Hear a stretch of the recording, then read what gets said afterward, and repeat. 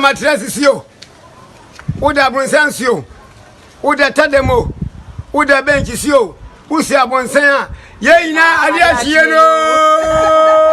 Ebusion for Enenso Bio Yamamo Akwaba. Omeyi High Court akwa setena na minim se munyina no mo pe de SCA ewo court de SCA nyina ye baako court awie ni hearing ewo Accra High Court ena what take decision say nyame adom a memene da yi a ebeyi a memene da yi a ebeyi ene wuko ya woda fiada memene da ordinary ruling eba enu nti asembe na ewo court asa nipa 4 yi a eda hono mu yi no ye to abawie ye no won parliamentary seat no ye declare won say won wo ye winners won nyina ye NDC for Electoral Commission of Ghana say or ye recollation of those constituencies na say Electoral Commission officers no eba bontin de betu dwa kire say nipa bi be share won ma wo ye declaration anya no na ye declaration e wo so wo ye enu nti e wo so wo ye recollation. Baby one more cry no a say pulling pink sheet no a kabom de results no about 70% per the aka yamfa nka ho enunti electoral officers no various polling stations ne various returning officers constituencies awodo no e de won report aba what the report no ba ye no NDC for no se da bi enya de so obeji sa asem na tum ena enam so ema recollation wo de ehunsem eco court sa constituencies 4 year akai no eno hunsem na ewo court wo di kind the call Supreme Court ena Supreme Court ekwahye recollation no Electoral Commission ye no ena Supreme Court yes asem go back to High Court na yemma kwan this for into me make case ya na one mo person make no ena court ko asetena na ene de si ye ewo court ena ye de ebre we abusu ye di ameje so ne kwaku opare dewro na ene me de jumedia ya to din say sounds from afar e de bro from British Columbia, Canada. Yenim say mo Canada ha no mo ni teach you ni the northern part, eastern part ni ade no mo hu say awo no ahyase e unity if you minus 18 ni ade na ekọ enu nti wutie me na won potamu anu mo a make sure say enhihye ya mpanifo di gu akwan mu say wo be drive wo be call long distance a wa charge o phone yie say de ho kire wo betumi afre 911 ana o winter ties we be make sure say winter ties so sisa ya etiamra sisa winter ties na fei say wo touch bi nso afato car num na fa bo ho ban wunim de betumi ato e wo kwan so sanso na make sure say uwo cables a se koba se o battery ewu a enkro bi ba na obeto kwan so no betumi e de aboawo a ye betumi enya bi na yetumi de aso wasene mu enu nti stay safe sabre ya awo no ahyase e ma ni tri so no enu nti ye wie ni sa no na ye hye asem no ase yankasa ama wahu de esiye ene e wo court ye ko Accra High Court na ye mo wahu de esiye Accra High Court awie ni hearing conclusion wawie na case no ekwa asetena ene day no de esiye ene se court no tena se ya pe ena NDC lawyers no ka se da bi enya de se wo be pene so ama case na to so ena wo di preliminary objection ebeto case no so wo objection na wo di ba ye ene se court no any the jurisdiction ya obetumi etie sa asem no enu nti no e wo se court no hwe na sa objection na NDC for raise no wotumi ema ye di sa asem no wie na unim se de court asem tie a obi raise preliminary objection ya etisa no a e wo se court no etie sa case ni wie ansa na asem na nkasa no wabaso enkrofo e court no ene woni enim emramu kire se eba no sa a lawyer for no fa sa kwan no so e delay case no a enu nti no na nipa bi susu se NDC for objections a we raise ye fresh case about sa asemi no enka court no tutu sheda nanka 7th January no aba betwam na NDC aso in enu nti sa bre na NDC is in full charge na fe wo kwan obefa so a wodi case no ebefa so woni enim emramu kire se sa na wo ye no ho no mo a na judge no tena sa objection asem no so no tena na obu no se da bi wa reject it. Objection overrule. And until NDC for objection and they will raise it here. And Kebema Sam na ten no. And one more judge said Debbie. NDC for any case because Muko Supreme Court and a Supreme Court. Muna Supreme Court ebumamo and a Supreme Court yes yen fa asem no mra and a judge no a wotena asem no so ba ko no Supreme Court say debi masa judge no ntena so judge foforo kra metena so na judge foforo aba afei objection foforo bebiu enti court no anye ntum and a court no yes obia emeka na asem reporter eba enie na court ka say obia meka na asem no and electoral commission officers no a returning officers tema central lawyer no nipa ogina mu edema electoral commission by ora gari ni makon wono ni lawyer wo begina mu edema electoral commission and wo kire se we ba bi ti se tema central polling station resource pin sheet ni aka ni nyina bom ni ehu de odi nkunim ni de odi enkuguo nanso ade no duru ba bi na yaka be 70% abom awie no ena nkrofo bi ede nsekan ne ade eba papa no so say on declare farmer e be bright enye sa ade a one penny wo be kunu ene ade eno nti wo se de esiye no enye conclusion of the results wo se oka bibia bomu a wo hu se tema central enye results nyina na eka bomu eno nti court emma kwan na electoral commission of Ghana encapping sheet ni nyina mom na yehu nipa wodi nkunim ewo abanumum eno ne asem a wodi to dwa eno achi so no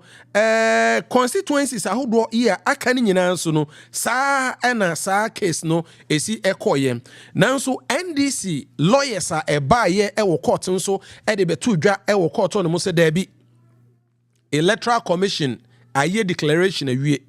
enu nti no unya declare wie we declare wie de ompene no won fa asem no enko court enu nti eya preto judge no etie obi enu mu asem emma obi aka na asem o kan question central so same argument ena ekoso lawyer Patrick Boama wono nso na lawyer for ebe kan ye be kirechiremu electoral commission a lawyer for eba ye ni nyina ebedi adanse kire se resource no a wono mo ede ba abonten no nipa bi ene share won ema wo yes ade no na pink sheet ni nyina ekura won as a court no makwan na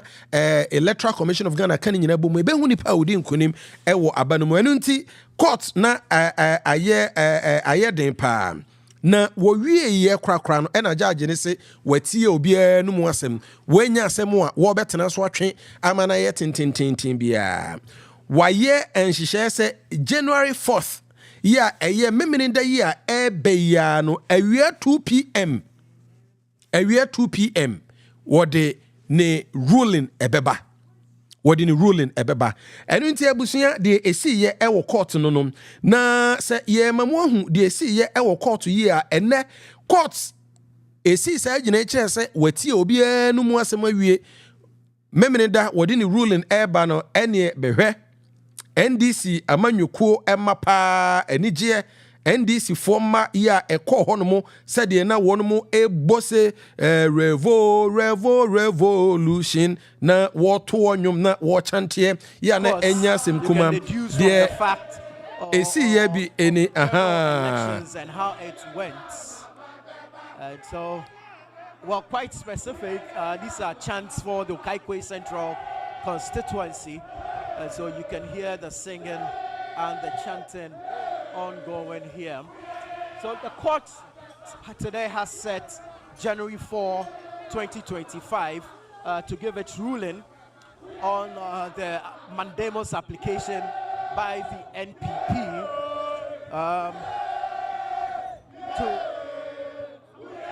to have the EC collate results in 4 constituencies whose parliamentary results are being disputed. Earlier, the court dismissed the preliminary objection raised by the NDC regarding the jurisdiction of the court to hear the Mandamus application. So, I mean, these are some elated supporters of the NDC singing and chanting enthusiastically, not too sure what for, but obviously excited, obviously elated here at the High Court in Accra.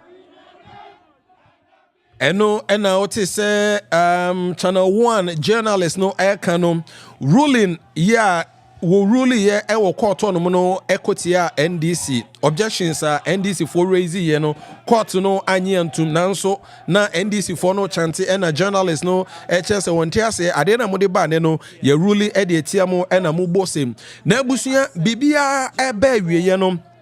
a lawyer for edema NPP ekasa ye Orua afenyo marking ya wono ena wojina mu edema MPP uhe cases no court no writ of Mandamus eye emra ewo Ghana emremu one of the processes of court your friend writ of Mandamus no asichire nyina ne say aban adwuma bi a ewo so ye bibi na wontumi nye anaso wotwetwe ne nan anaso wo pese wo hye aban asoye bi ma oye bibi no kwan ya yefa so a ye de court ema court hye obi no eno ne friend rate of Mandamus woni enimra ne kire say efri the word mandate mu enti ye mandate obi ye hye obi Emma watumi aye bibi saf rate no and MPP for a file ye the court say court enhye electoral commission and a court emma kwan a bibia ensi kwan na electoral commission of Ghana want to me enye recollection na wonka eniema ni nyina pink sheet ni nyina mbom na yehu nipa wadi nkunim ewo abato no mu eno ho asem ene court na yentie ensem a orura afenyo marking ya na we lawyer ni edema MPP for cases be for no wodi court no tie orura afenyo markings to be blocking your chance of making your point. We have every patience for the law. A court process may be slow, but with surety, you will get the results when you know you are on firm grounds. What it is about this, simply put, the Electoral Commission itself has stated with emphasis that there is no such thing as a declaration of results in Okaikwe Central, Ablekuma North, and Tema Central, as well as Domiko Abenya. So they have already administratively declared those results as illegal. And the Electoral Commission is doing its work. So this argument that they are declared results, is neither here nor there. I argue that if the Electoral Commission has agreed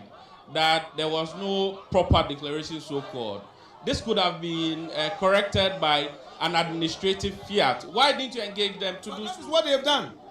You remember that we were all at Tesano police station. There was an agreement that we should all be at Tesano and do the collation. We were at the Tesano police training school. On Thursday, we agreed to do 4 constituencies. When they realized that we had won all, that was when they started making their noise. Then they threatened the EC. And in the process, EC wrote to the police to provide protection. And it was within that period of delay that we came to court for an order of Mandamus and also for the EC to be protected by the security agencies so that they do their work. That's the application we're on. Doesn't it make sense to say that ebusia for eni ayeti ye orura afenyo marking ena wo kirechire mu se wo court no courts Electoral Commission officers no a one mo eye declaration ankasa je to much say declaration a wo ye no endimo eno nti court emma kwan na wonye the proper thing eno ho asem ena eda honom no ena orura afenyo marking di to adwa che se utiri mu fan ye nti amwa enku esan se wotenase na woni aka pink sheet no enyina bomu a woni ankasa enim ye nyina ye nim de nura esiye e Electoral Commission office Domiko Abenya electoral commission for ankasa tenase aye calculation no ama wahu se domi kwabenya NDC ena edi nkonim, no question about that. Enunti eno no MPP for the ato nchen baby nanso de akai the MPP for susu se woka won vote no edi bomu a wohu se eyade a wonmo edi nkonim ewom na court no mo ano NDC NDC a lawyer for no so ene nsɛmtwɔfo edi nkomo yenti de NDC a lawyer for no so ɛka ye after obra wono edi objection akoto case no so akɔ raise objection say enka court no ntwentwa asɛm na court no ɛbɔ objection no egu ye no yenti de NDC a lawyer for no so ɛka ɛdefa ho elected are two separate things. No, they are not the same thing. You see, it all talks about the outcomes. What is the outcome? The outcome is about election results, right? So the simple argument they were making was that Section 16 and 20 of the ROPA Act, that is PNDC Law 284, says that there are 4 grounds you can challenge an election petition, right? And it has been that you are talking about intimidation and the rest. And we are saying that within, you cannot come under Mandamus says that they should perform. Yes, I've always been confident. Ebusia NDC lawyer no ena yete se wono nso wo kasa na wo kire de wonim efa ho no enne court no mo ankasa so no Okaikwe Central nipa wogina mu edema NDC amanyuko no eye Baba Sadiq enso eko court na okoye no Ra Patrick ya obo ama wogina mu edema NDC asese no we incumbent MP ewo Okaikwe Central no enya de se obepie mu ewo court no mu na Baba Sadiq de wokoye na wokoye no ensemu a court esi gina ewie se nyame adoma wukwada wodi ruling memene da wodi ruling ba no yenti ensemu a Baba Sadiq enso ekaye That it will be affirmed. We're hopeful. Let's see how Saturday goes. We wait for the ruling on Saturday, but we're very confident that with the case that we put before the judge and the strength of the authorities we cited, I mean this shows that this will be affirmed. But how did you take the preliminary objection that was overruled by the courts earlier? Well, you can only be grateful to the courts when the decision was made. A bit surprising, but however, we are grateful to the court. And then obviously you saw how we advanced our case, which meant that we were very prepared from the get-go. And so on the basis of how we advance our case, I think that we can only expect a very good outcome on Saturday afternoon. The argument has been made that only 110 polling stations were declared out of 148, and that's 78% were declared in your constituency, for which reason you were declared MP-elect, and that should not be allowed to stand. But what was the basis in the first place? I mean, the EC, the returning officer, or the EC can't just unilaterally decide to declare just a few polling stations instead of the total polling stations. There was a particular reason. What was the particular reason? When we sat together with our opponents, together with the EC officials, and went through it polling station by polling stations, both of us, all of us, identified that the 31 polling stations, there was a challenge. What was the challenge? The challenge was that figures had been swapped, and that was the point that we made. I have made the point severally that we don't create pink sheets. The pink sheets that's given to us is from the EC. And so there is a famous saying from our opponents where they make a case. I think was it Dr. Bamia that said that the evidence is on the face of the pink sheet. I have the pink sheet from you as EC. And from EC, the figures on the pink sheet that you've given to me shows that I've won in 31 polling stations. And if this 31 polling stations is added to the 110, it puts me ahead and I beat my opponent to 2,352. You know, a gap of 2,352. However, during the collation, we found out that the figures that is coming from the collation are different. So this is what we pointed out. You know, and it's surprising the stance they're taking because my opponent's agents were in the room at the time and they had agreed. In fact, the suggestion from what I understand, came from them. I didn't initially agree that the 31 police stations be set aside because I knew that this was my numbers. I was going to be disadvantaged. Adishmaima Baba Sadiq Okai Central wanu no ginemo edema NDC amanyuko no chese utie na numu asemo a bibia di adanse se wono ankasa kra nim se polling stations a ye keka bomu ema ye di declare no enye polling stations ni nyina no. There were other polling stations yenya emfanka hutie na numu asemo a wono ankasa kanosa na enkrofo bebre ahase bisa questions na Adie no NDC enya over 170 constituencies, overwhelming majority of parliament. Adie na NDC for ankasa wo hwese de neme ko na wonim pa se Baba Sadiq o kan bibia bom enyo no di nkunim. Tema Central o kan bibia bom enyo no di nkunim. O kan Kwe Central ho no mo Techiman South die asem aba ho nyina no se wogidi se won odi nkunim a eno ane se wo makwan na electoral commission akeka nema nyina bom adenti na wo makwan emasa ade no enkoso na sabre asem no ewo court nipa bi a enim politics mu ene amanyose mu kire se in politics no sa enieme se koba se dachi kra no se memenida ruling no bana ekotia Baba Sadiq any Ibi Bright any enkrofo ya aka nyina no a he puts them ahead politically next time we be contest bia because yehu bi pen nana dodan kwa kufuado 2012 for courts ankoyi amano a build strong sympathy edimano ewo 2016 election John Dramani Mahama ye koto about 2020 elections ususa ankoyi amano a courts no ema a build enika bi edimano enu nti we say no say enkrofo we cry wo court no ekoba se memeneda ye bua asem no kra na se ankoyi amfa ma woni a wotumi nya bibi kra gina so next time obe contest interest o me kra na me weni ye muhu de court say ye wi ayen any ade you know enu nko ye whole campaign message for one future enu nti nipa bi esusu se politically no said the watching ade no court ni ade no it is good politically at the sankrofo ya one more air contest no ena nipa bi susu said there be ade no said ye keka kone said ye eniema na hwe yi a ebetumi ahadwen ebetumi akofo how e de aba ye videos we e de akire wo bio we eye Okai Kwe Central kwan a ye fa so ema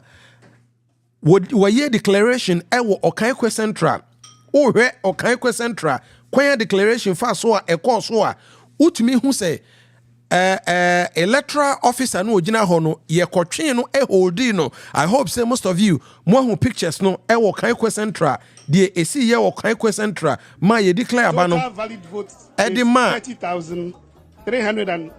ye declare aba no edima Baba Sadiq ewo Okai Kwe Central Okai Kwe Central video ni ye beto so ne akwanimu na yahwe other places said ye honom so ekoso abusua ye mamo ate ade no ase se ade woyi a asie no yeguso ka se Ghana mpanifo anhwe ye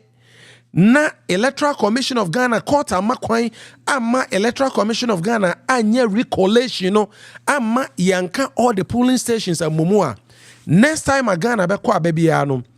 wobi abadwen se wo a wo betumi enya machofo ama wako keka niema bom na wako hye electoral officer no ama wa declaration una bedi nkunim enu na hwe yi ade asembeba ewo Ghana enu na hwe yi a ade asembeba ewo Ghana wei eye domi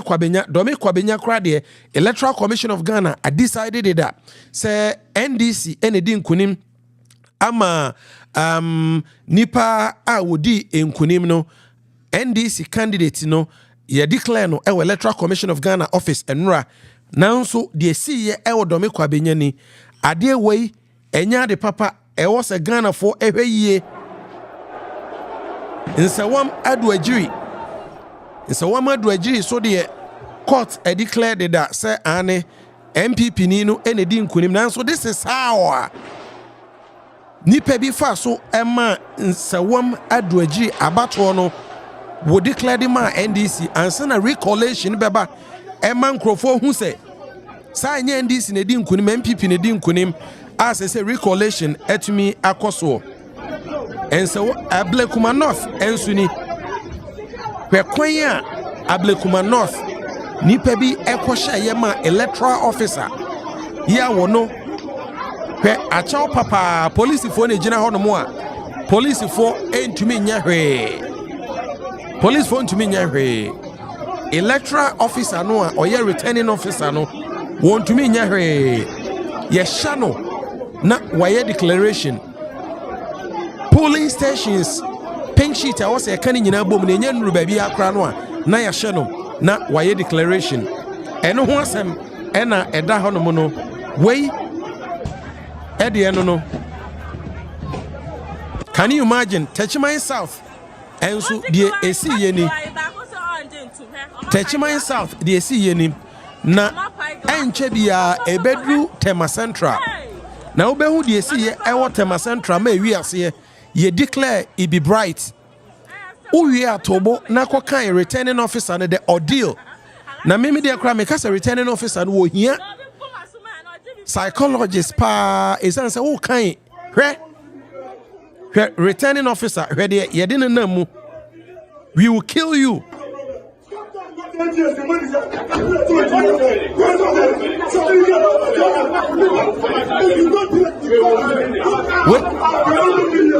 Where ye Ablekuma North kwanya NDC for nya declaration edema won candidate no enu ni abusuafo eniema we na course so a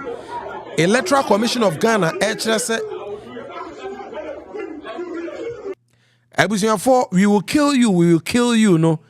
way eye niema ekoso e various constituencies no a Electoral Commission of Ghana HRS ne staff no eye declaration e de masa NDC for no because now on life e da saniemu se wanye sa declaration na e bia nka nipa bi kra betumi akun because said the idea na ye no na police for cry helpless and court emma kwan na fe wonka pink sheet aka ni nyina emum eno ho ena ene day court akwa asetena na ohwe said the court asetena no koye no a court determine say obema ruling no aba on the 4th and sana on the 6th enumre ade e beche on the 7th no yet me I declare enkrofo nyina enu nti we de court ama asem no anye tententen ya wasi gina ye enkrofo no a war challenge no enie won ena wono eda o screen no eso no e be bright Baba Sadik Christopher Beyere wono ye NDC candidate ewo Techiman South constituency okay last 4 years election at Techiman South say ya na BC ye ema electoral commission yes so a declaration no basabasa esi me tu kasa ema ni pa bi free nanso at the end of the day no nipa wodi nkunim no na NDC MPP candidate no ena enenso asen esi biom ena Erabna Obin enso Ablekuma North wono ena wono nso wo contest edema NDC ye declare no and Electoral Commission of Ghana HS debi obeye recollation na fe oye recollation no ewie a watumi ehu oye recollation no na chese sa Ablekuma North seat no MPP ena edi nkunim nanso NDC for the ade no ko Supreme Court say ade no court no court amakwan ama wankan wasem ena Supreme Court edi ruling eba edema NDC for say asem no back to High Court na NDC for nko kan wasem NDC for kan wasem awie court esigina say nyame adomo a memene da ya ebe no wode won ruling eba de ebesi memene da bia de court beka bia no ebusiafo yebema moason ate na ye kai o manfo say ba bi obi ada ye bia no ade achi yen ye mo akwaba ede eba Operadero channel so ye live Radio Ghana CA na ye de nsem wa ACA Ghana Ebrel from Canada British Columbia hanomom a ye to the say sounds from afar nsem wa ACC ye man Ghana mu na ye de Ebrel wo di ameje so eni kwaku Operadero na ba bi obi ada ye bia no ade achi no matrasio uda bronsansio uda tademo uda benchsio usi abonsan Ye ina adi achie no.